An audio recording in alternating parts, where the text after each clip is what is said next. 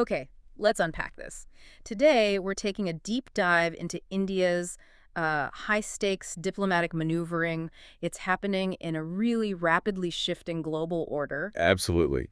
And you've pulled together some fascinating sources for us, Yeah. looking at India's relationships. We're talking the U.S., China, Russia, quite the mix. Right, so our mission today is basically to extract the most important nuggets, the key insights from this material. We want to help you understand India's complex foreign policy calculus right now. And what's truly fascinating here, I think, is how India is actively engaging with, well, what might seem like opposing forces on the world stage, and almost simultaneously. Yeah, all at once. So we'll explore the immediate reasons, behind this flurry of activity, but also the deeper historical currents and what it all means for India as an emerging global power. Which really makes you ask, doesn't it? Is India actually choosing sides here? Or is it pursuing something much more nuanced, a different kind of strategy altogether? Okay, here's where it gets really interesting. The sources highlight this incredibly packed diplomatic schedule for India, just in August. We're talking high-level meetings with China and Russia, practically back-to-back. hmm First up, you've got the Chinese foreign minister, Wang Yi, heading to India. That's around August 18th. And that's for talks under the special representatives mechanism, the border dispute stuff. Exactly, focused on managing that long-standing border issue. India's national security advisor, Ajit Doval, will be handling that from the Indian side. Okay.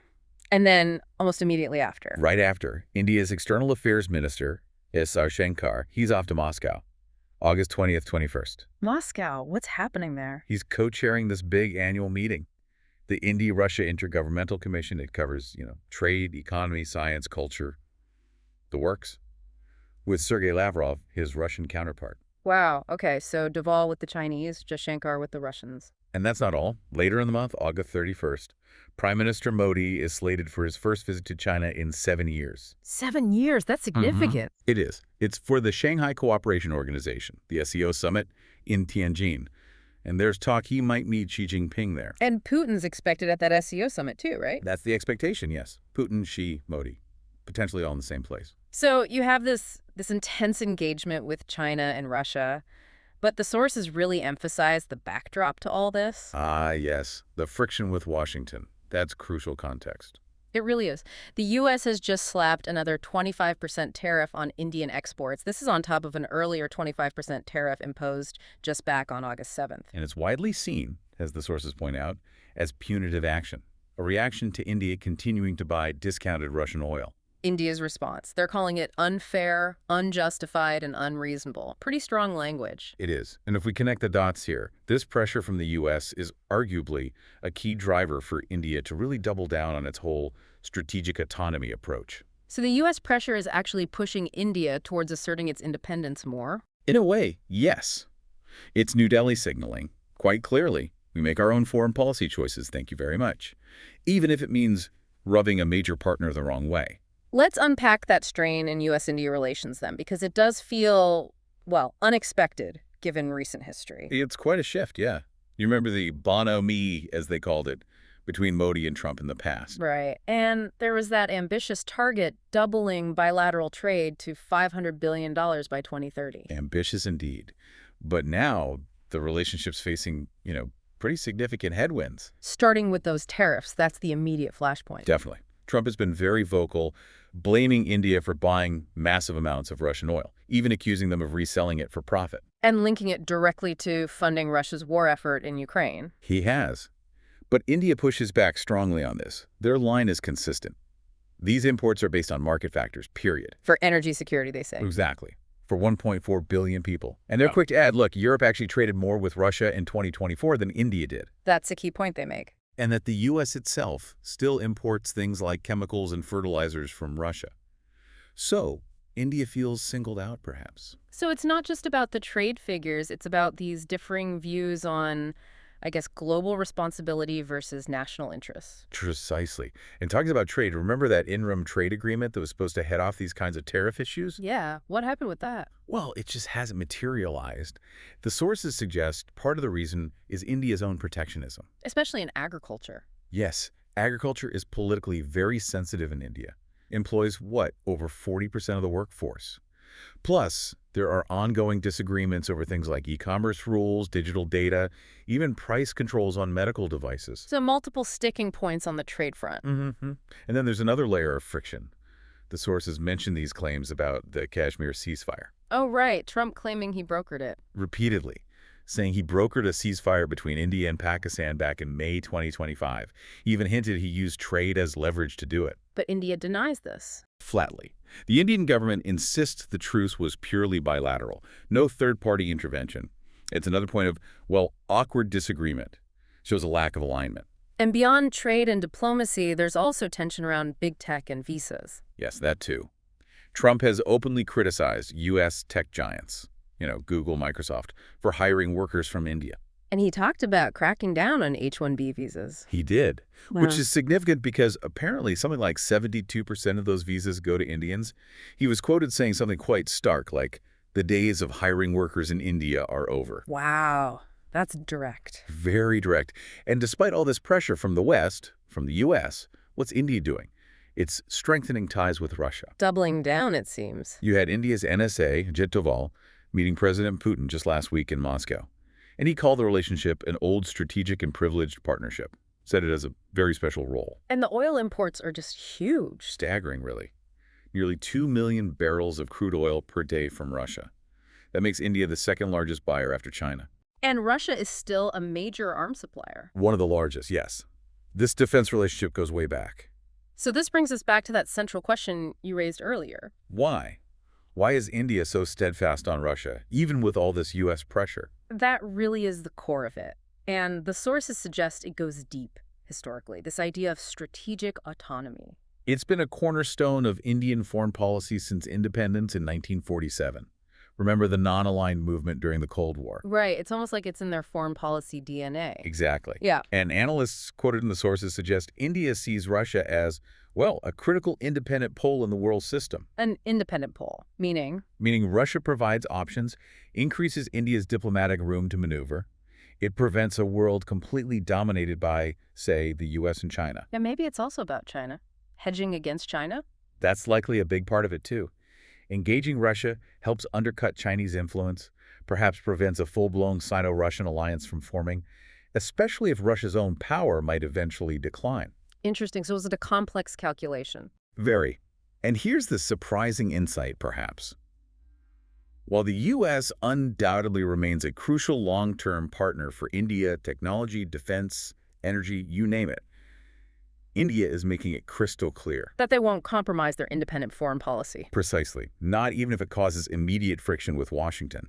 Strategic autonomy comes first. Okay, so given all that, what does this mean for the India-China relationship? That's been incredibly tense. It has, especially since the Galwan Valley clashes in 2020. But the sources suggest we're seeing signs of a cautious thaw. A thaw. How so? Well, the big development is the border agreement announced back in October 2024, an agreement on patrolling the Himalayan border. And that led to troops pulling back. It led to the final disengagement of troops from all those hotspots that flared up in 2020. That's a major step. How is that being viewed? Interestingly, in different ways. Chinese observers, according to the sources, saw it as maybe a concession of sorts from their side just to get some stability. Wait, in India? India sees it more like a diplomatic victory because the agreement apparently restored some of their patrolling rights in disputed areas. But it's not a return to normal, to how things were before 2020. Oh, definitely not. Yeah. The sources are clear on that. Both sides have basically dug in, consolidated their positions. We're talking 50,000 to 60,000 troops each along the border. Wow. And they're both continuing to upgrade military and civilian infrastructure there. So you could call it a thaw, maybe, but the ice underneath is still very, very thick. And this cautious approach, does it extend to the economic side too? It seems so. There are signs of renewed economic engagement. For instance, they've agreed to resume direct flights. Those were suspended back in 2020. That's a practical step. It is. And they're talking about easing trade barriers, maybe reopening border trade at 3 key Himalayan passes, Lipulekh, Shipkila, Nathala. And China's eased up on fertilizer shipments. That sounds important for India. Crucial. India is the world's biggest importer of urea fertilizer, so that's significant and perhaps most surprising. India is apparently even considering easing its investment rules for Chinese companies. That's a big potential shift after they cracked down post-2020. So some positive movement, but you used the word cautious. What's the underlying tension here? Ah, well, despite these positive signals, the sources emphasize that deep-seated structural differences remain. Big time. Like what? Take Chinese expectations. Chinese state media claimed India made 3 specific commitments to get that border deal. Admit those like what? Things like promise not to attack China, don't let your territory be used for hostile actions against China, don't support terrorism or separatism targeting China. And did India agree to that? Well, India has publicly distanced itself from what the Chinese media called a 6-point consensus. So there's ambiguity there, but basically China expects India not to be swayed by the U.S. They want India to keep its distance from Washington. and not to, quote, overreact if new border frictions pop up in the future. That seems to be the baseline expectation from Beijing. It feels like a paradox on the economic front, too. You said China needs India's market. Desperately, in some ways. Mm. China has overcapacity issues, and its access to Western markets is shrinking. India's huge market looks very attractive. Right. Chinese strategic circles are apparently advising their government to restrain Chinese companies from investing too heavily in India. Why? If they need the market. They seem worried that India will use foreign investment and technology transfer to build up its own manufacturing base, to become a direct competitor to China down the road. Ah, I see. Fear of creating a rival. Exactly. There's apparently an ongoing campaign in some Chinese media portraying India as, and I quote, a graveyard for foreign enterprises, or even a walled fortress. Strong words. Very. There are reports of Chinese automakers being barred from investing in India, strict checks on exports of dual-use items, that sort of thing. So it creates this feeling that maybe patience is wearing thin.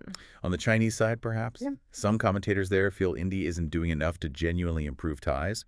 They point to delays in resuming flights, the remaining investment restrictions, even visa denials for Chinese executives. So it's a very cautious, almost suspicious re-engagement on both sides, it sounds like. That captures it well, I think. Suspicious re-engagement. Okay, so stepping back from the immediate headlines, this deep dive really underscores India's long-standing policy of strategic autonomy. Yes, and the sources show it's not some static, unchanging thing. It's evolved quite significantly over the years. It's like watching a country constantly tweaking its core philosophy to fit a changing world. Exactly. If you connect it to the bigger picture, you can almost trace distinct phases in its evolution. Okay, walk us through that. What was the first version? Well, the first iteration, you could say, emerged after the Cold War ended. The Soviet Union collapsed. The U.S. was the sole superpower. A unipolar moment. Right. And India needed to navigate that. Yes. So it hedged against U.S. unipolarity. It engaged with new groups like BRICS. Brazil, Russia, India, China, South Africa. Correct. And IBSA, that's India, Brazil, South Africa. It even participated in that Russia, India, China, or triangular partnership. It was about finding balance. Okay, so that was iteration 1. Then came the Obama era. Yes, what the sources call the second iteration. This was driven by a different anxiety in India. The fear of a potential U.S.-China deal. A G2 condominium, they called it. Where the U.S. and China might sort of run the world together, leaving India out. Or India getting caught between them. So India sought to recalibrate its ties with the U.S. again, aiming for something like equidistance between Washington and Beijing. Trying to create space. Space for itself, and maybe even space for some kind of political settlement with China. Interestingly, this period actually saw a slowdown in the pace of U.S.-India relations. And that brings us to today, iteration 3. Right, and this is maybe the most complex chapter yet. Now, China is clearly seen as a strategic rival, and the world seems to be trending back towards, well, maybe not bipolarity exactly, but certainly great power competition. So how does strategic autonomy adapt now? India's approach now is often described as multi-alignment. It's about coping with China's rising influence primarily. How does it do that? By diversifying, engaging much more actively with middle powers, Japan, Australia, the EU, the Asian countries in Southeast Asia. Spreading the bets, so to speak. Exactly. And crucially, it still involves engaging Russia, as we discussed, trying to prevent Moscow from falling completely into Beijing's orbit. And domestic policies are part of this, too. Oh, yes. Initiatives like Atmanirbhar Bharat, the Self-Reliant India campaign, and the push for increased defense spending are all woven into this broader strategy. So When you boil it all down, strategic autonomy is fundamentally about India securing its own interests, its own way, without compromising its independence. That's the core idea. And it's especially critical when you consider the deeper, often overlooked rivalry between India and China. Tell us more about that rivalry. It's not just the border, is it? No, it runs much deeper. The sources point out that both India and China see themselves as civilization states, as natural leading powers in Asia and in the global south. So, an inherent competition for status. Absolutely. It fuels this profound rivalry for supremacy, and there's a significant imbalance right now. Economically and militarily. Yes. China's economy is roughly 5 times larger than India's. Its defense budget is about 3 times bigger. And historically, Beijing has been reluctant to see India as a true peer. Viewing India as a pawn. That perception comes up in the sources that China sometimes views India as a pawn in the bigger U.S.-China game. And that's a constant source of frustration for New Delhi. And polling data reflects this tension. It does. Polls show Indians widely view China as their greatest military threat, whereas Chinese surveys often show, well, indifference toward India, or even a view that India is irrelevant in world politics. It's a major status asymmetry. But despite all that tension, the sources also point out some surprising areas where India and China actually see eye to eye. Yes, and this often gets overlooked in the West. They share similar worldviews on core principles like state sovereignty, non-intervention in internal affairs. The right to prioritize economic development over, say, climate concerns. That too. And you often see them voting similarly in the UN General Assembly on certain issues. But they don't coordinate explicitly. Very little, it seems. For example, India still prefers the current dollar-dominated global financial system over shifting to a yuan-dominated one. And India's not keen on BRICS becoming too overtly anti-West. Apparently not. India seems uncomfortable with that framing. It wants to maintain its options. Which all comes back to this deep underlying trust deficit. Exactly. It's entrenched. On India's side, the mistrust goes back to the 1962 border war, China's annexation of Tibet. And from Beijing's side. It's rooted in that view of India as potentially aligned with the West, a pawn of the West. A perception, the sources say, that dates way back to 1949, when they called India's first Prime Minister Nehru a running dog of imperialism. Wow, that's deep-seated mistrust. It is. And looking ahead, another potential flashpoint mentioned is the succession of the Dalai Lama. That's expected sometime around July 2025. That could easily stir things up again. Okay, so wrapping this up, what does this all mean for you, our listener? We've seen India navigating this really complex world where old alliances are shifting. Mhm. This deep dive into its diplomacy, engaging Washington's rivals like Russia and China, while also dealing with partners like the U.S., it's all a testament to this core commitment to strategic autonomy. It really is a delicate balancing act, isn't it? Driven by India's own internal needs, its economic ambitions, but also by these intense external pressures. And through it all, India seems determined to prioritize its own interests above everything else.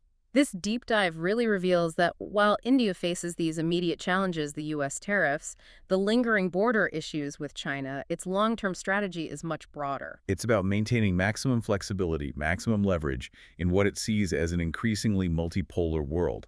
It's not just what India does, but the why behind it, the historical context, the strategic calculations. And ultimately, India's choices in this complex environment, they won't just impact India. They'll have ripple effects far beyond its borders. They could influence the very shape of the global order going forward. Which leaves us with a big question to ponder, really. In today's world, so interconnected but also increasingly polarized, what are the true limits of strategic autonomy? How far can one nation really go it alone?